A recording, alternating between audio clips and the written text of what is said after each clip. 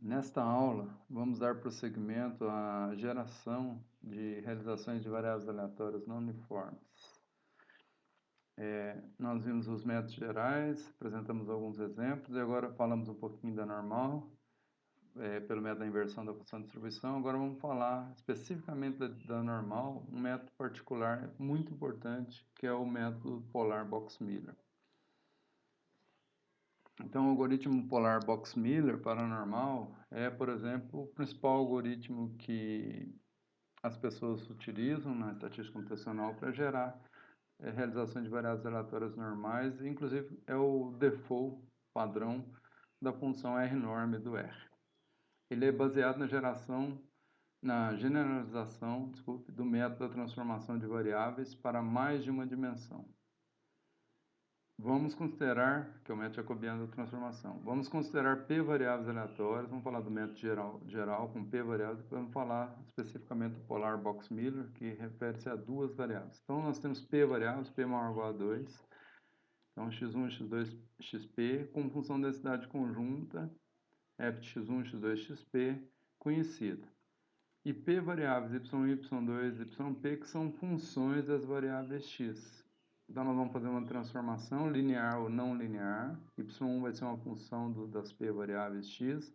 Y2 outra função das P variáveis x. E assim por diante, até yp, que é uma outra função. Podendo ser essa função uma função linear ou não linear. A densidade do x é conhecida. Então, nós vamos avaliar a densidade do x nos valores x1, x2, xp, que são funções dos y. Então, nós temos que obter a função inversa e avaliar a função densidade nessas funções inversas para cada coordenada do x1, x2, xp.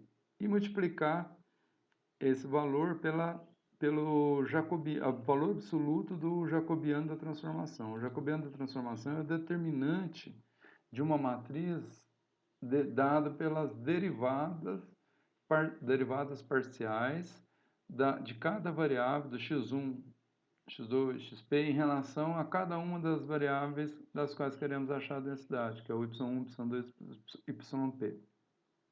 Então, a derivada parcial de x1 em relação a y1, na segunda coluna, derivada de x1 em relação a y2, e assim por diante, até a derivada de x1 em relação a yp. Na segunda linha, a mesma coisa, de x2, derivada parcial de x2 em relação a y1, em relação a y2, e assim por diante, até em relação a yp.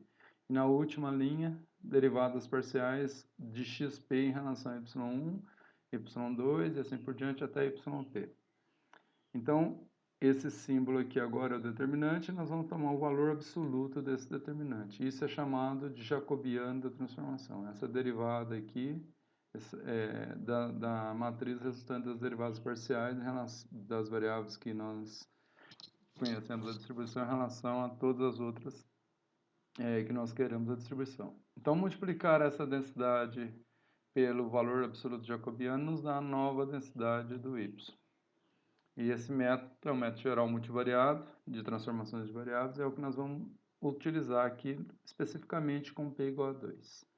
Então, como que é a transformação do Box-Miller, né? Então, isso foi proposto por esses dois autores e tem esse nome por causa em homenagem aos dois autores, Box e Miller. Consideremos x1 e x2 variáveis aleatórias uniformes e independentes. Então, a densidade conjunta de x1 e x2 é uma uniforme também, produto de duas uniformes. Como a distribuição uniforme é 1, univariada, f de x1 vezes o f de x2 vai dar 1 também. Então, a conjunta de x1 e x2 é uniforme. Numa região, né, do plano cartesiano dado por um quadrado de lado igual a 1. A transformação y1 e y2 das variáveis x1 e x2 propostas pelos autores é essa aqui. y1 é raiz quadrada de menos duas vezes o ln, o log neperiano de x1, vezes o cosseno de 2πx2. Então, duas uniformes 0,1, x1 e x2, as realizações delas x1 minúsculo, x2 minúsculo. Então, menos 2 ln de x1, raiz disso, vezes cosseno, dá a minha variável y1. duas vezes o ln de x1 negativo, raiz quadrada desse número, vezes agora o seno de 2πx2, então a diferença entre as duas é o produto, uma pelo cosseno, outra pelo seno desse 2πx2. Como x2 é 0,1 vezes 2π, então o argumento é que varia de 0 a 2π. 2πx2 é um argumento que varia de 0 a 2π, porque o x2 é um número uniforme entre 0 e 1. Se ele for 1, dá 2π, se ele for 0, dá 0. Então, qualquer valor intermediário vai dar um valor intermediário entre 0 e 2π. E o x1 é um número uniforme entre 0 e 1, portanto, o ln dá negativo, com menos duas vezes ele dá positivo, raiz disso, a gente considera o valor positivo dessa raiz. Bom, nós temos a distribuição de x1 e x2. Nós precisamos achar a função inversa, ou seja, isolar x1 e x2 em função de y1 e y2, que são as funções inversas. Para a gente depois tomar a derivada, as derivadas parciais, para obter o jacobiano da transformação. Então, vamos explicitar x1 e x2. Um jeito fácil que a gente percebe aqui, se a gente somar y1 ao quadrado com y2 ao quadrado, ora, vou ter soma de um termo comum nos dois aqui, que é a raiz quadrada desse termo aqui, vezes cosseno ao quadrado. E aqui vou ter a raiz quadrada disso, vai sumir o quadrado, esse termo vai ficar comum, menos 2 ln de x1 na soma. E aqui eu vou ter seno ao quadrado. Então fica y1 ao quadrado menos 2 ln de x1, porque o quadrado da raiz dá o argumento da raiz, cosseno ao quadrado de 2πx2.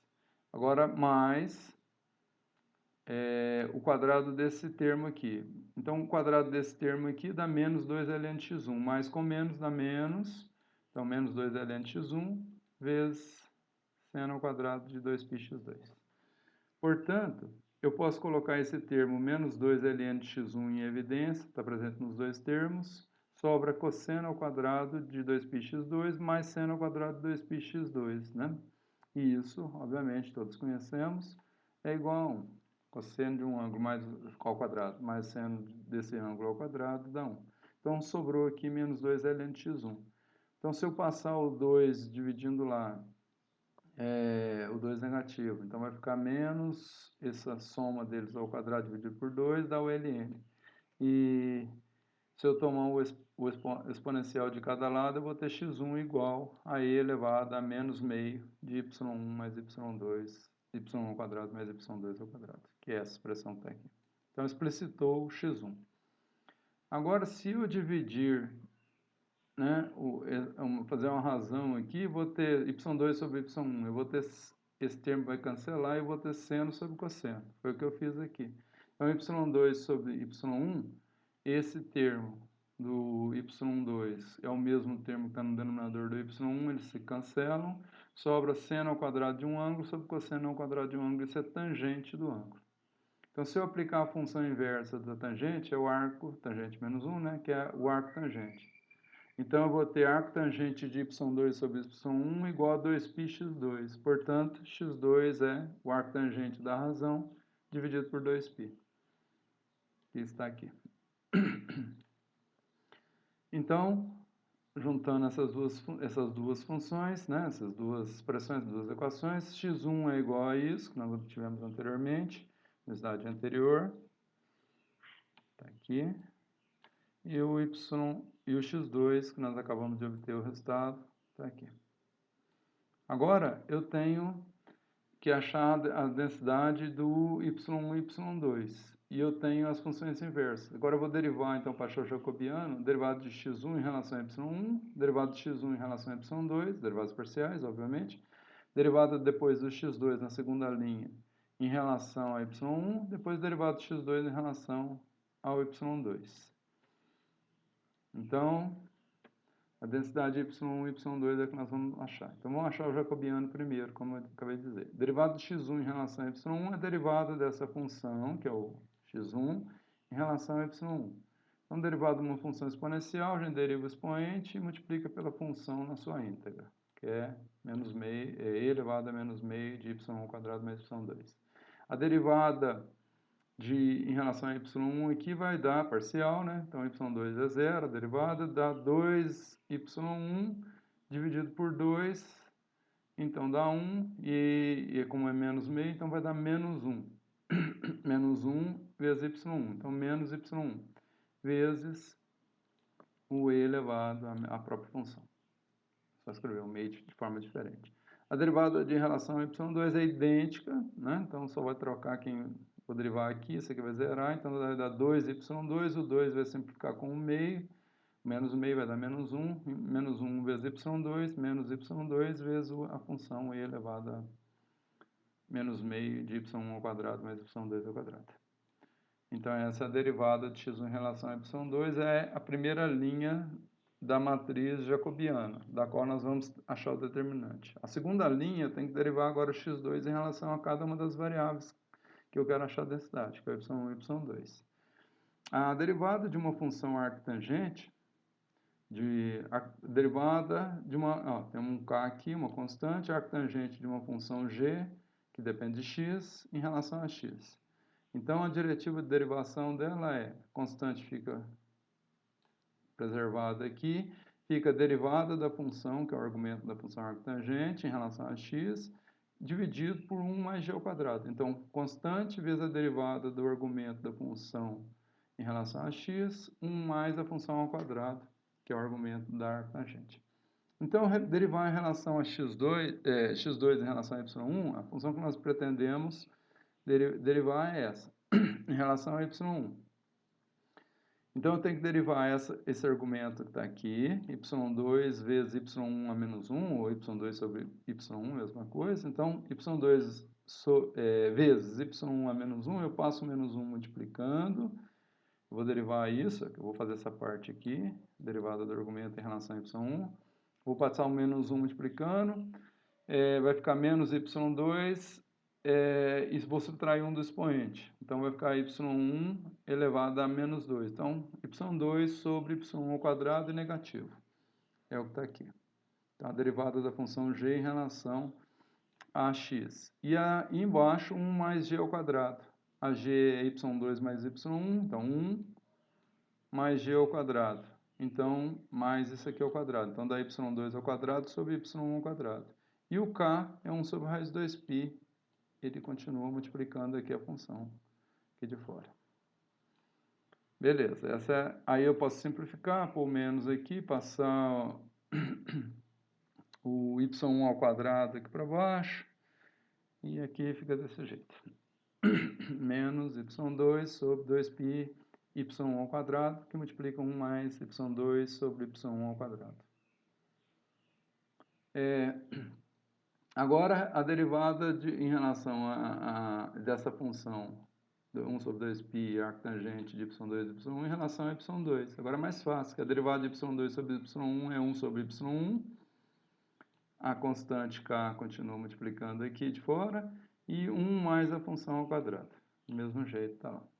Simplificando aqui, o y1 vem para cá, conserva 1 lá e ficou positivo. Tranquilo agora. Agora, montando a matriz jacobiana, que é o argumento desse determinante aqui, e vou achar o determinante para achar o jacobiano da transformação, que a gente representa por J. Então, o determinante da matriz, agora 2 por 2, que é o P igual a 2, da matriz obtida pelas derivadas parciais. Então, pegando a derivada do x1 em relação a y1, do x1 em relação a y2, do x2 em relação a y1 e do x2 em relação a y2, eu tenho essa matriz aqui. Para achar o jacobiano, eu tenho que achar o determinante. Então, eu multiplico isso por isso, menos isso por isso. Ó, menos com menos dá mais. E a hora que eu usar o menos da forma, vai continuar menos aqui. Esse termo vezes esse vai dar menos com mais, dá menos. Então, está aqui o menos. Então, esse vezes esse. Então, aqui está o primeiro termo, que é esse aqui. Vezes o segundo termo aqui na diagonal, que é esse, está aqui.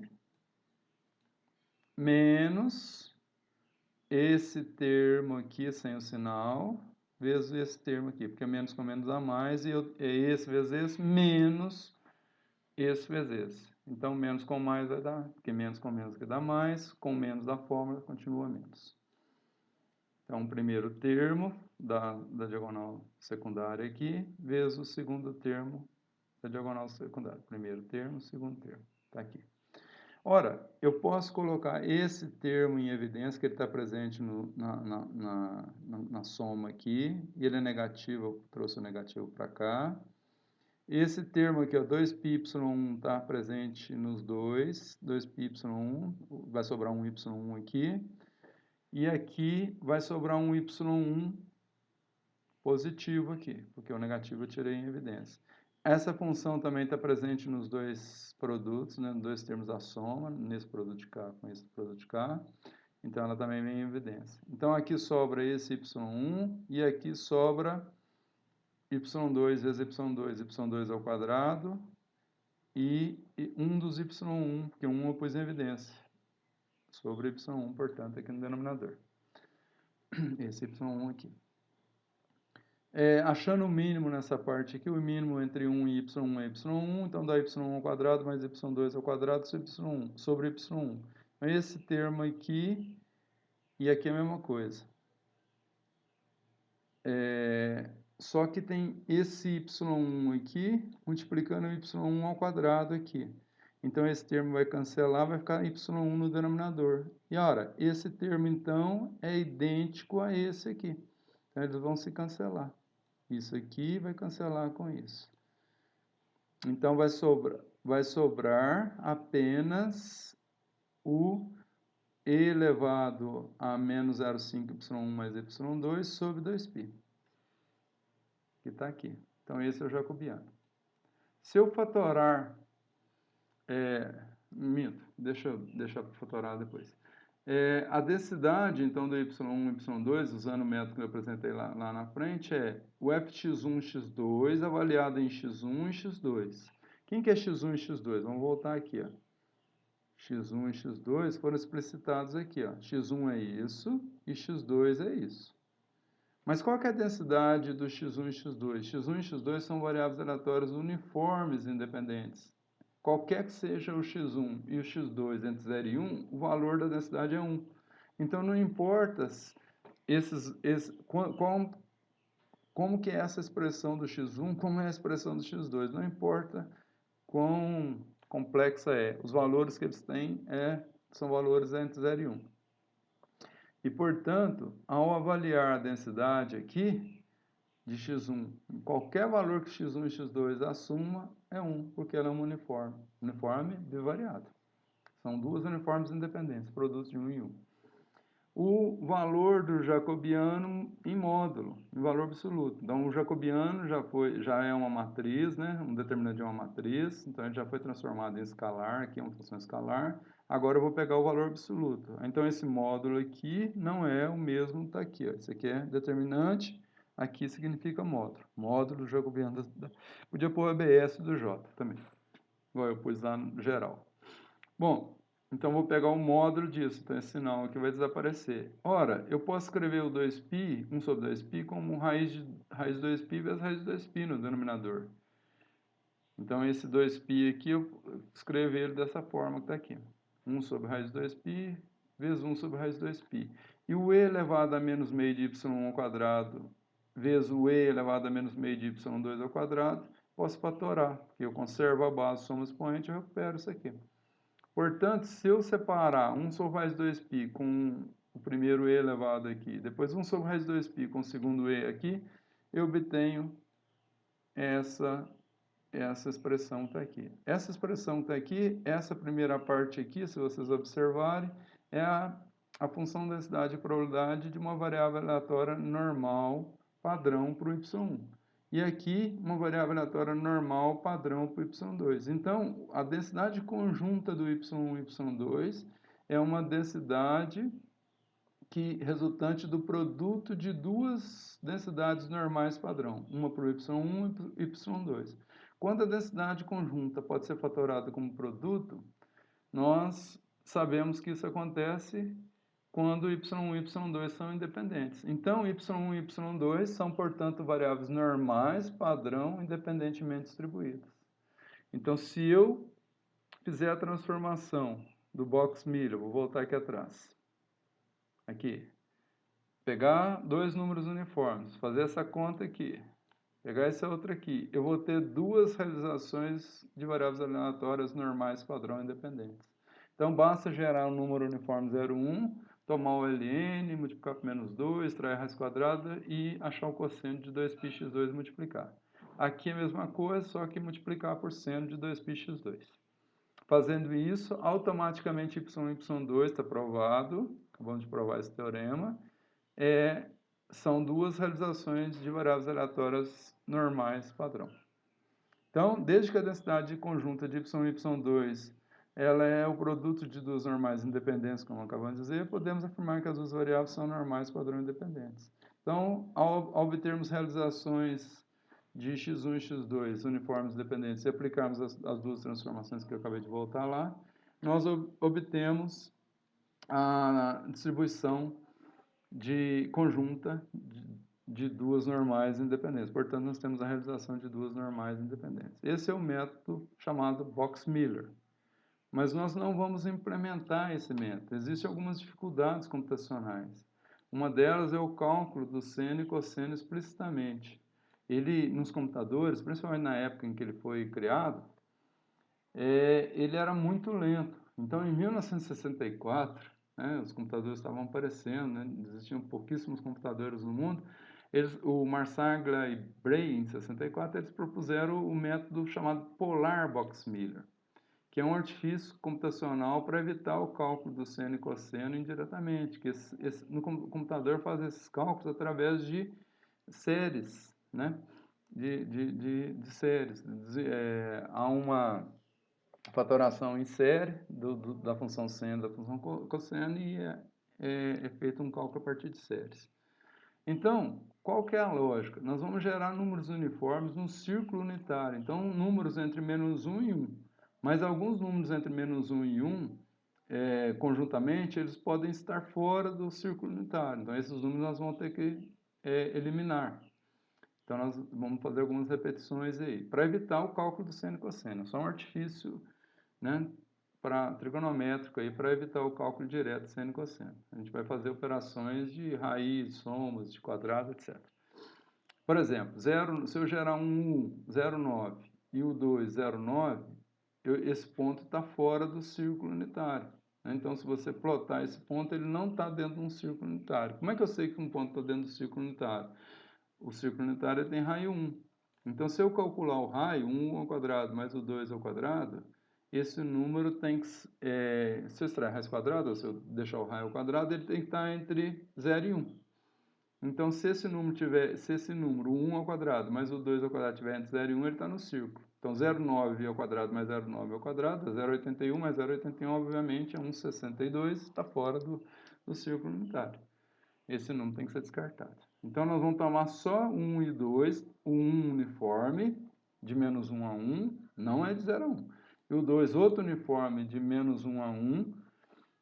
E esses pontos eu só vou considerar os que estiverem dentro do círculo, não dentro do quadrado aleatório determinado por esse 1 e o 2 aí.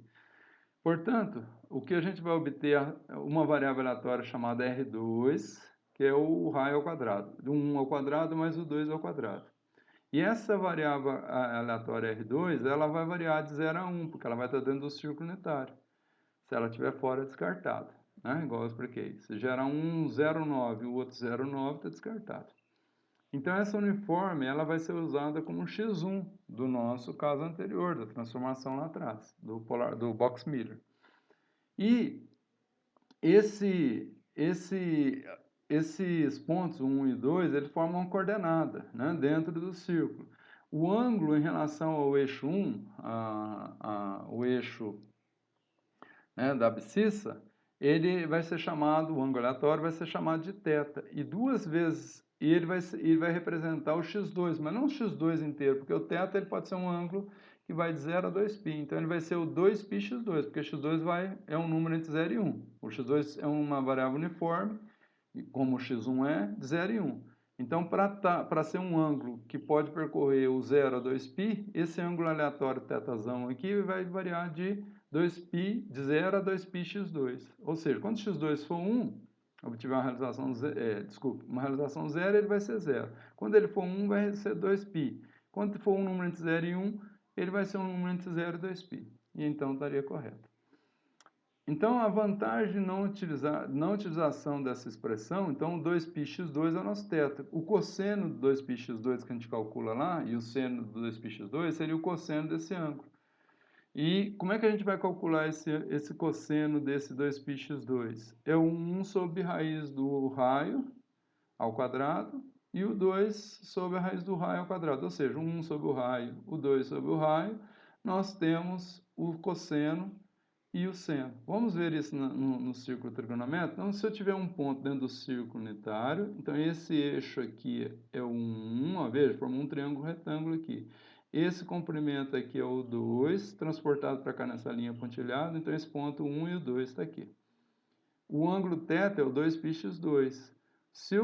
Como é que é o cosseno do θ, do 2πx2? É cateto adjacente, que é o 1, sobre a hipotenusa, que é o r. Esse ponto aqui, ó, a hipotenusa, se isso é 1, isso é o 2, o 1 ao quadrado, mais o 2 ao quadrado é o r ao quadrado. Então, esse comprimento aqui é o r aleatório, que é um número entre 0 e 1. Então, veja que isso aqui, se o ponto estiver aqui, ele é um número menor. Se ele estiver aqui, outro menor. Então, esse r aqui, se o ponto estiver aqui, o raio é esse. Se o ponto estiver aqui, o raio é esse. E o teto? O teto pode ir até... né? Então, um ponto qualquer aqui. Os pontos fora aqui, ó, se eu traçar um triângulo de raio, um quadrado aqui, de raio 2, né? Se eu traçar um quadrado aqui de raio 2, com o círculo circunscrito nele, alguns pontos no quadrado, porque o número uniforme 1 varia de -1 a 1, e o número uniforme 2 é esse outro eixo, varia de -1 a 1. Alguns pontos podem estar no quadrado unitário, mas não está no círculo. E eu verifico somando os quadrados 1 e o 2, esse número tem que ser maior que 0 e menor que 1, para ele estar no círculo unitário. Então, o cosseno é o 1 sobre o r. E o seno de 2πx2, que é o θ, é cateto oposto, que é o 2, esse comprimento aqui é o 2, essa linha pontilhada aqui, sobre a hipotenusa, que é r.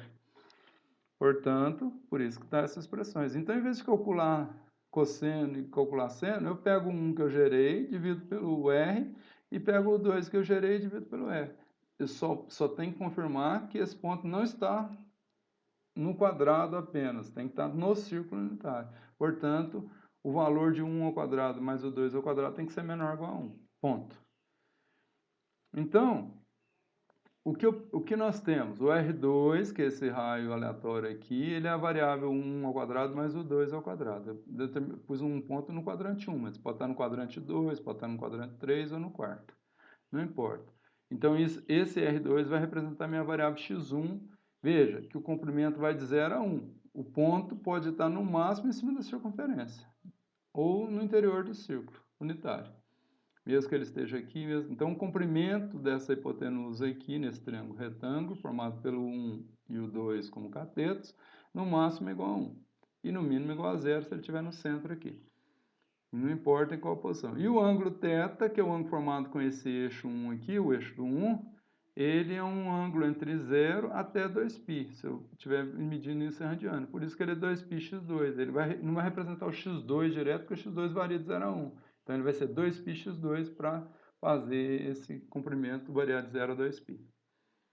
Então, o seno de θ, ele aleatório, é o 2 sobre o r, e o cosseno é o 1 sobre r, qual nós colocamos aqui. Em termos de realizações das variáveis aleatórias, então, se isso aqui é 2πx2, é o θ, então o cosseno do θ é o 1 sobre r, então o meu y1, se eu substituir isso aqui por isso, né? 1 sobre raiz de R2, então eu vou colocar o 1 sobre raiz de R2 e transportei para cá, dentro da raiz do menos 2L1, 2Ln de x1. Mas o x1, quem é x1? O 1 mais o 2, é o r ao quadrado. Então, Ln do r ao quadrado. Então, eu vou transportar quem é o x1 para cá e quem é o cosseno de 2π para cá. Então é 1 sobre raiz de R2. Só que eu coloquei o raiz de R2 junto com a outra raiz, que era a raiz do menos 2 ln de x1. E o y2 é menos 2 ln de x1, a mesma coisa, menos 2 ln de R2, porque o x1 é o R2. E quem é o y2? É o seno. O seno é o 2 sobre raiz de R2. Então, o 2 sobre raiz de R2. Então, está aqui. Essas são as expressões que eu vou usar para calcular a mesma coisa que eu calcularia lá. E nós já provamos que essa transformação aqui não muda nada. É só um artifício para calcular o seno e cosseno, simplesmente pegando o 1, que é um número uniforme gerado, sobre o raio, e o 2 sobre o raio, para calcular o seno e o cosseno, né? Cosseno e seno, respectivamente.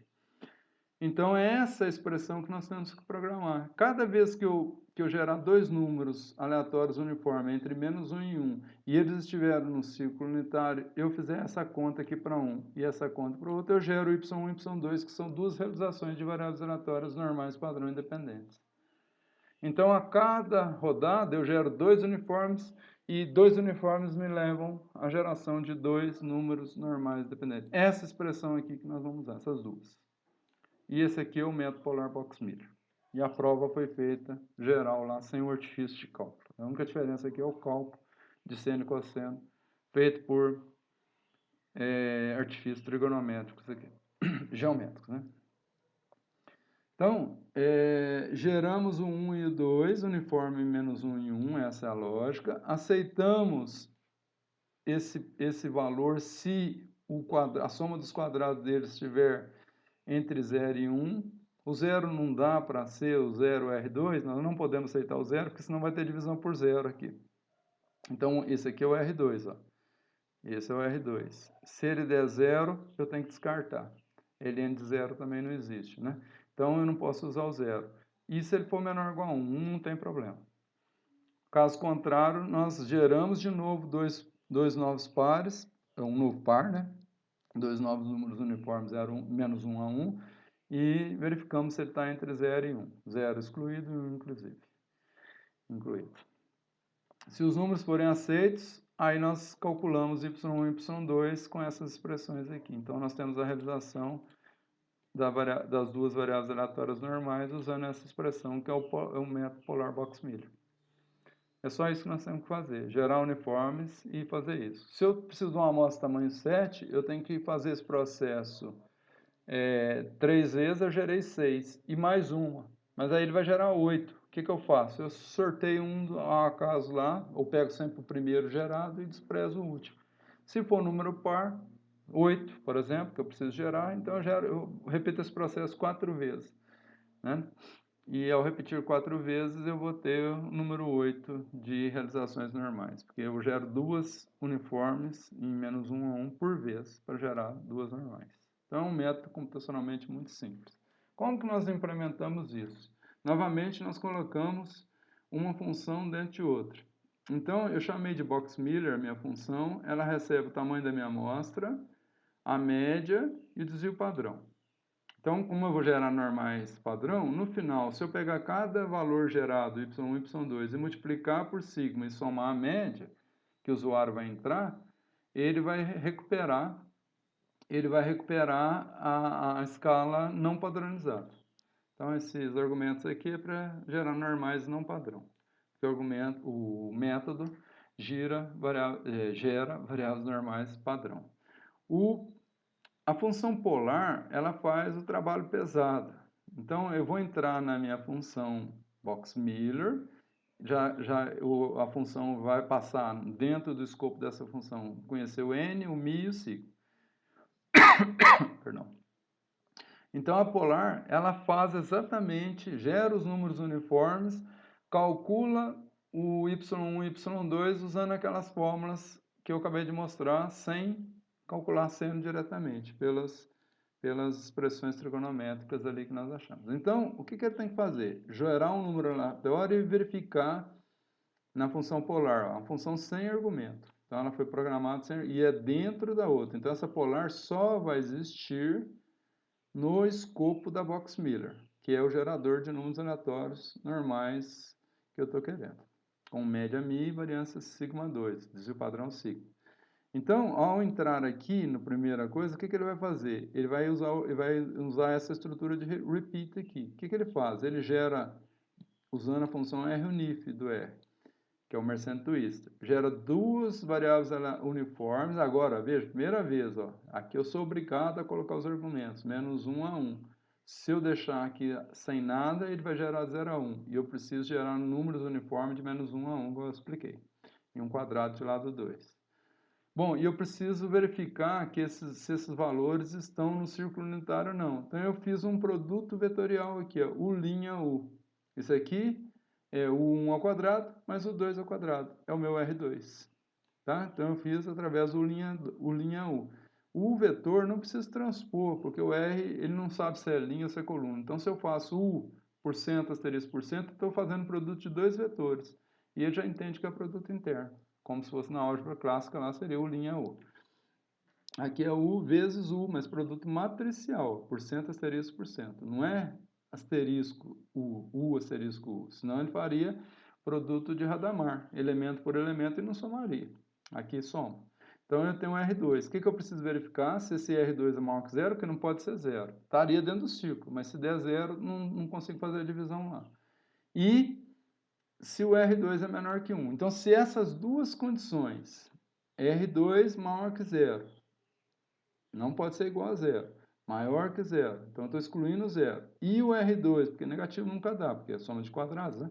Então, estou excluindo zero, na verdade. Se eu quiser pôr aqui uma exclamação igual, é a mesma coisa. R2 diferente de zero e o R2 menor igual a 1. 1 pode.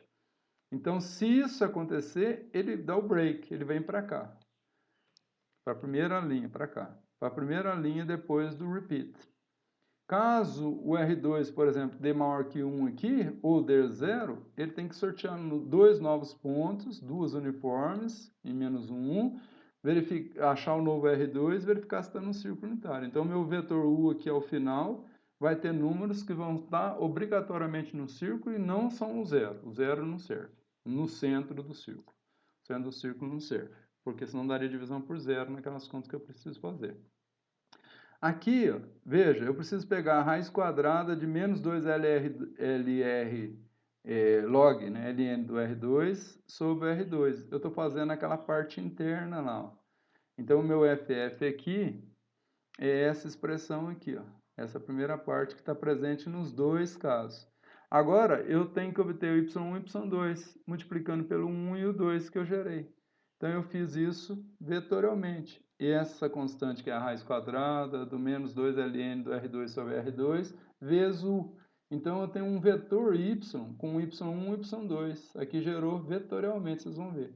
Tem o y1 na primeira posição do vetor e o y2 na segunda. O mesmo constante multiplicando os dois U, o 1 e o 2. E aí eu retorno nessa função polar, que está dentro do escopo da função Box-Miller. Então, quando eu rodar o programa, só vai existir a polar aqui, a menos que eu faça a depuração. Rode aqui para ver como que ele funciona. Então, esse aqui é o que faz o trabalho sujo, o trabalho pesado. Então, é aqui que eu tenho que chamar essa função polar tantas vezes quanto eu precisar. Se eu tiver um n de 10, eu tenho que chamar a polar 5 vezes, porque eu vou gerando de 2 em 2, um vetor com duas realizações de variáveis aleatórias por vez. Mas se eu tiver 9, quantos que eu tenho que chamar? E se for 1? Né? E se for 1? Então, o resto da minha função é só ver quantas vezes eu preciso chamar a polar. Se for 1, eu tenho que chamar uma vez e eu vou pegar sempre o primeiro. Tá? Então, quando tiver faltando 1, eu vou pegar sempre o primeiro do par gerado. Quando eu chamar polar, gera 2. Então, eu pego o primeiro deles, o y1. Esse vetor y que está sendo gerado aqui. Então, se for 1, eu tenho que chamar a polar uma única vez e pegar o primeiro elemento. Então, eu tenho a minha amostra tamanho 1. Se forem 2, chamo uma vez. Se forem 3, eu tenho que chamar uma vez e pegar os dois, e numa segunda vez pegar um só. Se forem 4, eu chamo duas vezes. Se forem 5, eu tenho que chamar duas vezes, e depois na terceira chamada eu pego um só. Então veja, eu tenho que chamar um certo número de vezes, e se for ímpar, eu pego um elemento da última chamada, uma chamada a mais para pegar um para completar o número ímpar. Então o resto do programa é exatamente isso. é como fazer essa programação. Parece fácil, mas é cheio de detalhes. Então vamos lá, eu tenho um n aqui. Ó. Então se o n por cento 2 for igual a zero, o que significa por cento? É o resto da divisão por 2. Se o resto da divisão por 2, isso aqui é a função mode, né, por cento, então a divisão por inteiro, o n é o número inteiro, é o tamanho da amostra. O resto da divisão por 2 for zero, então eu estou verificando se o n é par. Então, se isso aconteceu, o n é par. Então, o n é 2, é 4, é 6 ou 8. Então, quantas vezes que eu tenho que chamar a minha função? N dividido por 2. Se forem 8, eu tenho que chamar ela 4 vezes, porque eu vou gerar 2 por vez. Então, eu vou dividir meu n por 2, divisão por inteiro, por cento, barra por cento, 2. Então, se o n for 8, dividido por 2, dá 4. Então, eu vou chamar minha função polar 4 vezes. Então, eu vou criar um vetor nulo para iniciar o objeto e vou chamar a polar. Aqui o meu contador, chamei de KI. KI eu vou usar um for, de 1 até K, de 1 até 4, chama a polar uma vez, olha lá, está chamando aqui dentro do concatenate, e cola com o x, mas o x foi criado como nulo, não tem nada, é um vetor zerado, com um tamanho zero. Aí ele tem um vetor tamanho zero, ele gera um vetor tamanho 2, quando o KI for 1, então ele vai ter o novo x, recebe esse x acrescentado de 2. Como não tinha nada, ficou um x com 2. Aí o KI muda para 2, ele chama o x que tem 2 mais 2 do polar, que vai gerar dois números diferentes, né, aleatórios, potencialmente diferentes. 2 com 2, 4. Meu x passa a ter 4. Aí a terceira chamada, ele junta o de 4 com 2, 6. Aí na quarta chamada, que seria a última, ele junta o de 6 com mais 2 da chamada, da nova chamada, totalizando 8, sai fora do for. Então, se for par, eu faço isso. E se não for par, se o n for ímpar? Então, ele vai entrar no else, que vai estar na segunda página aqui. Então, ele vai começar o else aqui, terminar aqui do else ímpar, né? Onde o else do n par. Então, o n é ímpar. Agora, eu faço a divisão do k por 2, divisão por inteiro. Por exemplo, se for 7, 7 dividido por 2 dá 3. Então, meu k é igual a 3. Tá? Então, eu tenho que chamar minha função 3 vezes e fazer uma última chamada com mais uma última chamada para completar o 7 e pegar um deles. Eu vou pegar o primeiro. Bom, mas e se meu k for 0? Quando que a divisão de n por 2 vai dar 0? Se o meu n for 1. Ele é ímpar, dividindo por 2, 1 por 2 dá 0. E se meu k for 0? Quer dizer que eu não posso chamar k vezes, porque o k é 0, não vai chamar nenhuma vez. Então, na verdade, se o k for 0, eu tenho que chamar uma vez e escolher um dos dois. Que como eu falei, eu vou escolher o vetor, o polar gera um vetor, eu vou chamar ele o primeiro deles, a posição 1 do vetor. Então, meu x recebe a função polar na posição 1, porque o retorno dela é um vetor. Veja que todas as chamadas de polar têm um argumento, porque a polar não tem argumento, é uma função sem argumento, a primeira vez que apareceu para a gente aqui. Então, eu chamo uma vez e atribuo o valor 1, meu x está completo. Mas se meu k não for 1, quer dizer que o n era 3, 5, 7... Aí eu vou ter que chamar k vezes e vai ficar faltando 1. Aí depois, no final, eu chamo mais uma vez e pego o primeiro. Então, a mesma coisa que nós fizemos para o par. X igual a nulo, k varia de 1 a k. Se fosse 7, por exemplo, então tem que chamar o k igual a 3. Então, eu vou chamar 3 vezes. A primeira vez está vazio, chamei o polar, acrescentou 2, meu vetor está com 2. A segunda vez, 2 mais 2, 4, meu x está com 4. E a terceira vez, 6. Está faltando 1.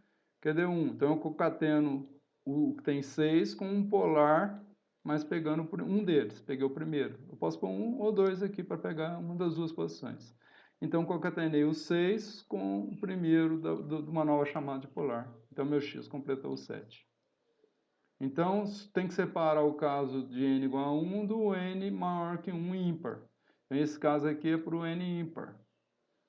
Né? E esse caso aqui é para o n igual a 1. E esses casos aqui para o n maior que 1, ímpar. 3, 5, 7, 9, 11, 13, não importa. E no final, sendo par ou ímpar, eu vou ter meu x. Se eu pegar o x, multiplicar pelo sigma, somar mi, isso aqui ele faz vetorialmente, eu tenho um x da normal não padrão. Se o sigma continua com 1 e o mi continua com 0, continua o normal padrão, dá o mesmo valor. Então, e eu retorno esse vetor x com as n observações da normal. Então, esse é o meu algoritmo Box-Miller. Exemplos de utilização. Ó. Box-Miller 12. Vamos gerar 12 números normais padrão. Não pus argumento. Box-Miller. Vamos gerar 12 números normais com média 10 e variância 100, desvio padrão 10. Aqui eu dividi a tela em duas, pedi para plotar a densidade, gerei 1000 valores com média 10, média 100 e desvio padrão 10, variância 100. Então vamos lá no RStudio para vocês verem no RStudio esse algoritmo funcionando. Eu já coloquei média sigma aqui igual a 0 e 1, né? Desvio padrão 1. Vamos especificar só um n aqui, n igual a 1, para vocês verem. Vou gerar um dado. Então, quando o programa entrar aqui, ele vai conhecer o n, o mi e o sigma. Estão aqui, ó. Estão os únicos variáveis que estão na memória do R aqui. Então, a polar vai passar a existir agora. Polar. Passou a existir a função polar. Porque eu compilei de dentro do R. Então, o que a polar faz? Ó? Ela vem aqui no repeat. Eu vou rodar o repeat por dentro. Olha lá, gera dois números uniformes. Calcula o R2 com o quadrado disso. Ó, deu 0,64. Então, esse número está dentro do círculo unitário. Ele verifica, né? A condição foi satisfeita. Ele deu o break.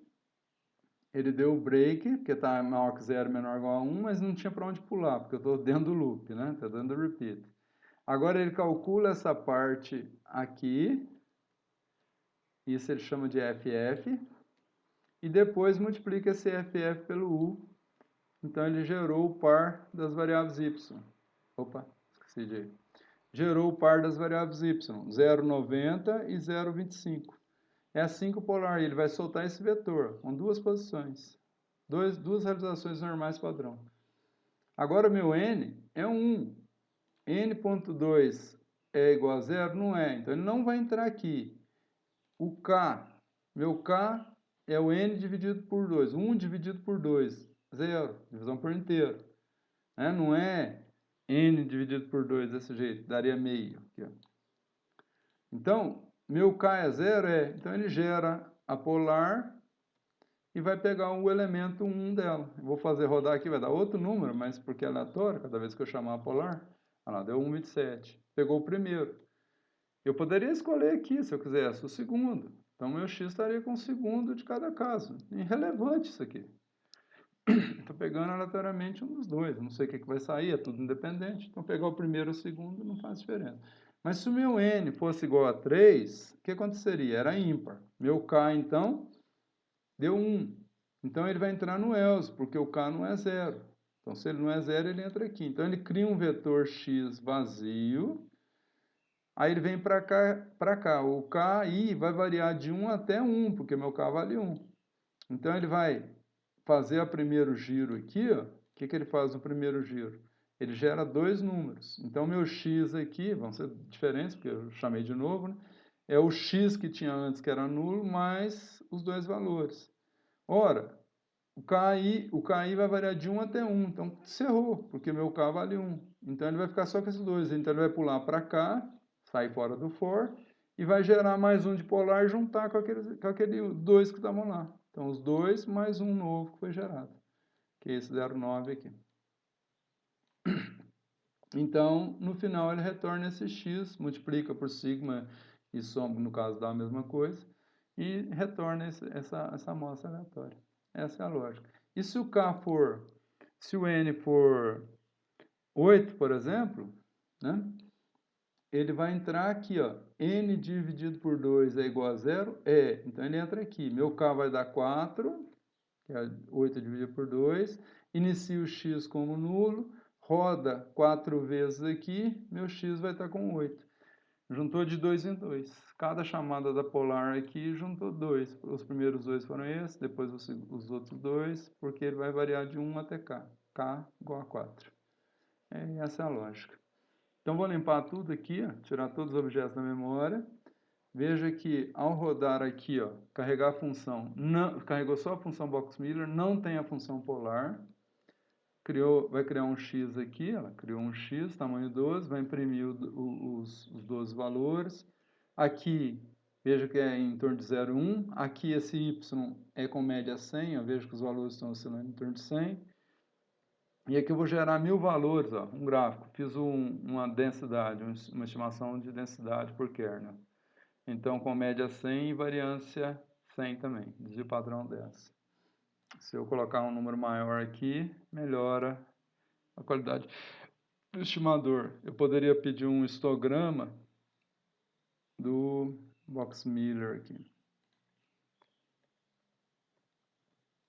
Olha lá, o histograma do Box-Miller. Então, distribuição normal com média 100, desvio padrão 10. Simples como isso. Então, vamos voltar para o Sumatra. Sumatra é meu visualizador de PDF, para a gente continuar. Então, outra forma, sem loop, mais rápido que a anterior, 9 vezes em média, que é igual, porque para vocês oscila. É a mesma coisa aqui. Então, o polar faz o método polar, só que eu pus um argumento nele, ó, um xx. Vou fazer a mesma coisa que eu fiz no anterior, uma função, na verdade é com argumento. Esse xx aqui é uma variável que não vai ser usada, não está aqui dentro, ó. Tem o argumento da função xx, mas não é usado em lugar nenhum. É só para eu poder usar lá o apply, como eu já disse. Esse xx aqui eu vou usar um zero lá. Então, toda vez que o apply rodar, ele assume o valor zero para isso, mas não é usado, é só para constar, para chamar polar várias vezes. Né? Senão eu não consigo fazer isso. Sem argumento eu não consigo fazer. Então, ao terminar o polar aqui, o que eu fiz? Ó, eu fiz um apply numa matriz de qual tamanho? Uma matriz com 0 valores e qual tamanho? N dividido por 2. Ó, se eu tiver 15 valores, 15 dividido por 2 vai dar 7. E ele vai ter uma coluna só. Então, 7 linhas e uma coluna. E aí ele vai chamar a função polar aplicado nas linhas dessa matriz. Como ela tem 7 linhas, vai chamar a polar 7 vezes. E ele vai transformar como vetor, porque senão virar uma matriz. Né? 7 por 2. Nas 7 vezes que eu chamar. Então, se eu ponho s.vector, essa função transforma em vetor. Então, gera 2, vira vetor. E a hora que eu chamar o polar automaticamente de novo, vira vetor, vira vetor. Então, aquela matriz de dados, 7 por 2 vai virar uma matriz de 14. Mas não eram 15? Aí eu testo. Ó. Se for ímpar, se o resto da divisão for diferente de 0, eu chamo novamente a polar, concateno o x que tinha 14 com o primeiro elemento da polar mais uma vez. Então, ele vai gerar mais 2, eu pego o primeiro, completo 15. Agora, se eu tivesse que gerar, se o n fosse 14, n por 2 daria 7, né? 14 por 2 daria 7, chamava 14 vezes. O resto da divisão de 14 por 2 é igual a 0, então não precisaria chamar novamente. Meu x ficaria do jeito que estava lá, com os 14 números. Então, esse jeito aqui evitou um monte de ifs também.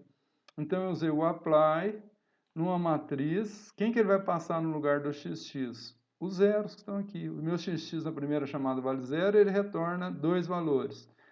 Depois ele chama de novo com o valor 0, não usa o argumento, porque faz automático, com função polar nas linhas, então ele vai chamar 7 vezes, n sobre 2 vezes, de uma forma geral, a polar. Se for ímpar, ele chama mais uma vez e completa para o número ímpar, que precisa, mais um para completar.